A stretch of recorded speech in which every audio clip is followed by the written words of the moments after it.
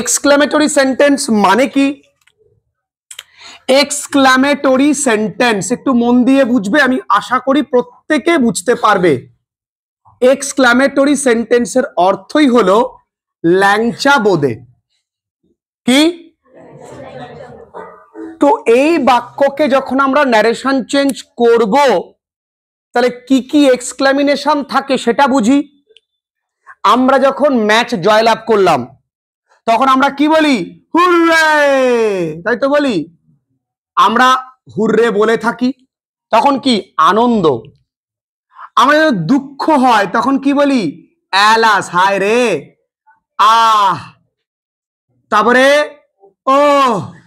আর আমরা কি বলে থাকি বাঙালি? আর আমরা বলে থাকি ফাই। ফাই, ফাইটা কখন বলি? ফাই মানে হচ্ছে ছি ছি ছি না নিচ্ছি। ফাই মানে কি? ছি, ননি তুমি একটা অপদার্থ, ছি। তাহলে ফাই মানে ননি ছি। ক্লিয়ার? আর কি থাকে? ব্রাভো। আর কি থাকে? ব্রাভো মানে কি? সাবাস। এইগুলো আমরা জানি এক্সক্লামিনেশনে আছে, একটু মন দিয়ে বোঝো। এইবার আমরা কি কি লিখতে পারি দেখো। আমরা লিখতে পারি, সাধারণত আমরা লিখি এক্সক্লেইমড। যদি আনন্দ হয় তাহলে ইন অথবা উইথ জয়। যদি দুঃখ হয় তাহলে এক্সক্লেইমড উইথ সরো। আর যদি ননি থাকে অর্থাৎ ফাই, ফুয়ে, তাহলে এই ছি ছি ছি গানটা কেমন হতে পারে? ফাই ফাই ফাই ননি। আচ্ছা, তখন কি হবে? ডিসগাস্ট। ভালোই, গ্রামারেও গান, সঙ্গীত গ্রামার। এবার যদি তোমার ধরো অবাক হলে, একটা সুন্দরী মেয়ে গেল, এরকম করতে করতে গেল, তুমি কি দুঃখ পাবে? ও রে লাল শাড়ি। তুমি কি আনন্দ পাবে? ঢিং চাক চাক না, তুমি কি অবাক হবে? ওয়াও। তখন কি হবে? একটু আগেই ঘরে একটা গুমট ভাব ছিল, মানে বেশ গায়ের মধ্যে কেমন একটা মানে মানে কি বলবো, অতিষ্ঠ হয়ে উঠেছিলাম। এইটা হবে ডিসগাস্ট, মানে এক্সক্লেমড উইথ অথবা ইন অ্যাগনি। খুব গরম লাগলে আমাদের মানে আমাদের খারাপ লাগে, অ্যাগনি। তাহলে বলবো যাবো। তাহলে অ্যাগনি আমরা মনে রাখবো কি করে? আমাদের পাড়ায় একটা মেম্বার আছেন, তার নাম গনি। এদের পাড়ায় আমরা ডাকছি, এ গনি। এবার যদি বাক্যের মধ্যে ব্রাভো থাকে তাহলে আমরা সেই টু এর পরিবর্তে অ্যাপ্লড লিখব। কি লিখবো? ফারজানা এই পাশে দেখা যাচ্ছে তো? বাক্যের মধ্যে ব্রাভো থাকলে সেই টু এর পরিবর্তে লিখবো কি? অ্যাপ্লডেড। ক্লিয়ার? এইবার আরো একটা জিনিস তোমাদেরকে জানতে হবে।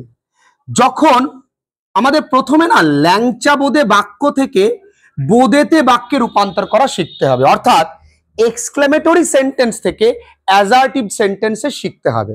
আমরা যখন কোনো সুন্দরী মেয়েকে দেখি তখন কি বলি? ভাই কি দেখতে, বলতো। So it is a kind of exclamation. কিন্তু মূল বাক্যটা কি? মেয়েটা খুব সুন্দর দেখতে। তাহলে আমরা কি বলি? What a beautiful girl. তখন উত্তরটা কি হবে? She is a very beautiful. এইটাকেই বলা হয় ল্যাংচা বোদে টু বোদে ট্রান্সফার। এবার দেখি, আমি গ্যারান্টি দিচ্ছি সকলেই বুঝতে পারবে। মাধ্যমিকে গ্রামার কঠিন আসে না, আমি যা করাবো এর বাইরে কিচ্ছু আসবে না, না রাইটিং, না গ্রামার, না আনসিন। আমি আগের দিন পরিচয় দিয়েছি, প্রমাণ দিয়েছি। তবে হ্যাঁ, আমার কথা মেনে আমার এখানে টিকে থাকতে হবে প্রত্যেক দিন। একটু দেখি বাবু। Dipen said how beautiful the girl look। আচ্ছা, কোনো মেয়েকে যদি আমরা সুন্দরী দেখি তাহলে কি বলবো? ওয়ান্ডার। তাহলে এখানে আমরা লিখতে পারি দীপেন exclaimed in wonder। বলি এই লিঙ্কার হিসেবে লিখবো কি? বাহ বাহ বাহ, দারুণ। এখানে সাবজেক্টটাকে লিখবো। এটা কোন টেন্সে আছে? প্রেজেন্ট টেন্সে। এটা কোন টেন্স ছিল? তাহলে এইটাকে কোন টেন্সে করতে হবে? পাস্ট টেন্সে। লুকড। এই হাউ মাউ খাও যাও থাকবে, তার জন্য কি পড়ে আছে কে? খুব কঠিন। 2 নাম্বার, রাহুল সেইড এলাস, লবঙ্গ নিয়ে এসো। রাহুল বলেছে এলাস। এলাস মানে কি? হায় রে। হায় রে কি নিশ্চয়ই আনন্দ হলে বলে না হায় রে বউটা চলে গেছে, দুঃখ করে তো বলে, তো তখন হবে কি? সরো। তাহলে রাহুল, আমি পুরো লিখলাম না, ইন সরো দ্যাট। আচ্ছা বাবুরা, এই এলাসের জন্য আমি সরো লিখেছি, তাহলে আমি আর এলাসটাকে লিখতে পারবো না। পড়ে আছে কি? আই। আই মানে কে? অ্যামিজার থাকলে কি হয়? পড়ে আছে কে? ব্যাস, কঠিন। Next, the old man said, ভালো করে বোঝো। এই বৃদ্ধ লোকটি বলল, how stupid I have been in trusting this police man. এই পুলিশটাকে বিশ্বাস করে আমি কি বোকাই না ছিলাম। দেখো, না এটা আনন্দ, না এটা দুঃখ, না এটা ঘৃণা, ঘৃণা নয়, না এটা অবাক, না এটা মানে তো বিরক্তি, এটা কিন্তু অনুতাপ। এটা কি? অনুতাপ বা অনুশোচনা বোধ। যদি অনুতাপ বা অনুশোচনা হয় তাহলে আমরা লিখতে পারি রিগ্রেটেড। কি লিখতে পারি? লিখতে পারি রিগ্রেটেড। আর কি লিখতে পারি? ল্যামেন্টেড। কি লিখতে পারি? ল্যামেন্ট মানে কি? আমরা ভোলা গ্রান্ডপায় পড়েছি, ল্যামেন্ট মানে বিলাপ করা। একটু দেখি, তাহলে এটা কি লিখবো? The old man. এখানে সেটের জায়গায় লিখবো কি? এখানে লিখতে পারি রিগ্রেটেড অথবা কি বাবু? অথবা ল্যামেন্টেড। দ্যাট, এখানে আইটাকে হি, হ্যাভটা কি? হ্যাড, বিনটা বিন। এবার হাউ মাউ খাইয়ের জন্য কি? ভেরি। পড়ে আছে কে? স্টুপিড। ইন্টারেস্টিং, দিসটা কি হবে? That policeman. খুব কঠিন। Number 4, Ritam said. Ritam said how happy I am. এটা তোমরা নিজেরাই পারবে নিশ্চয়ই। আনন্দে থাকলে জয় বলবে, তাহলে আমার সঙ্গে বলো তো সবাই মিলে এখানে কি লিখবো? Ritam exclaim in joy. Online classes করছো, মন দিয়ে করো। আর কি আছে? That he was very happy. শেষে কি? বোদে। Father said to his son, what a pity, what a pity। মানে what a pity মানে কি?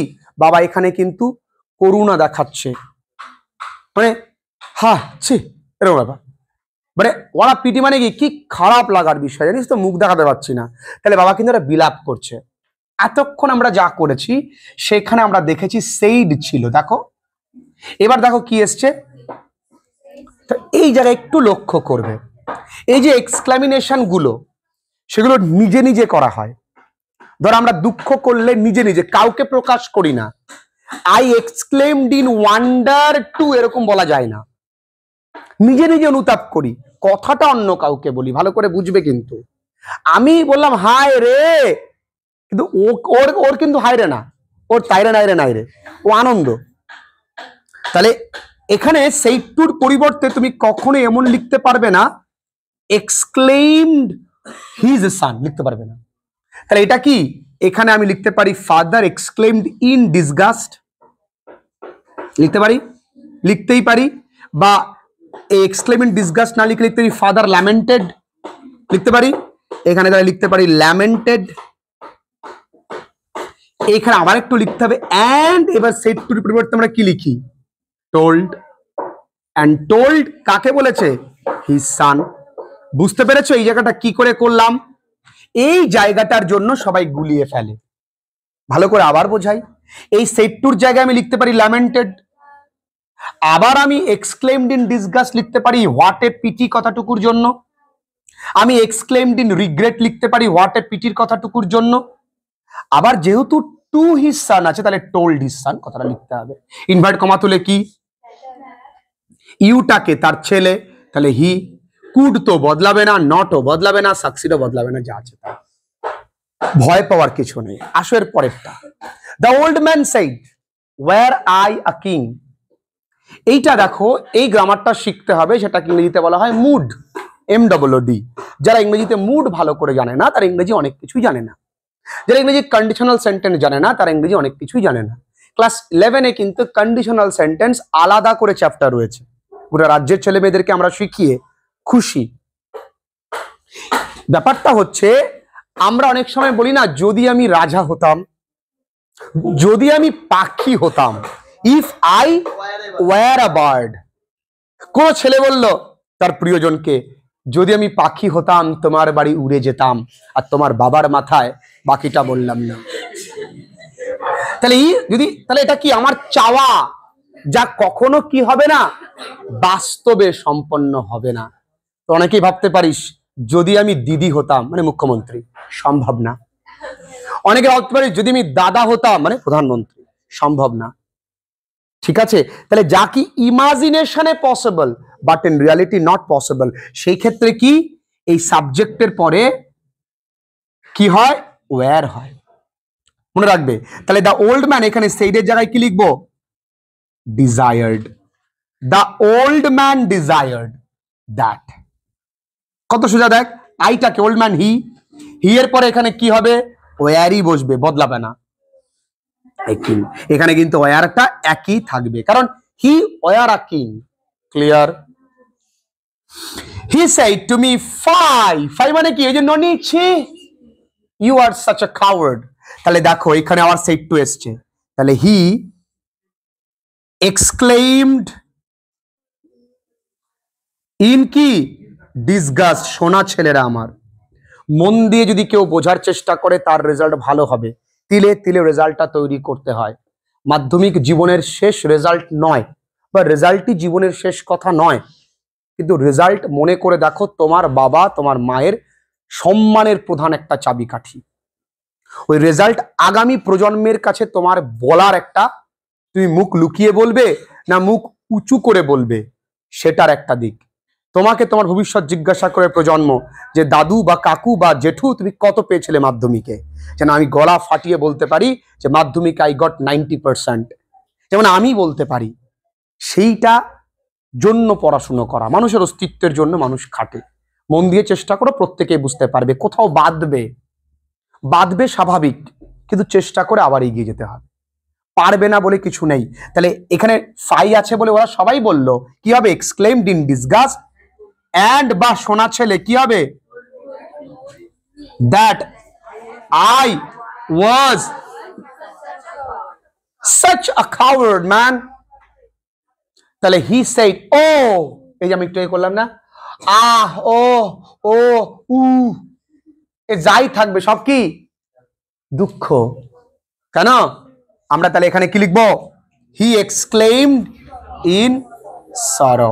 সরো, এই ও তো আর লিখে যাবে না, দ্যাট। এই এখানে তো কোনো সাবজেক্ট নেই, তাহলে যদি কোনো সাবজেক্ট না থাকে তাহলে বস্তু হলে ইট। যেমন যদি হোয়াট আ বিগ স্নেক, কি বড় সাপ, তাহলে কি it was a very big snake.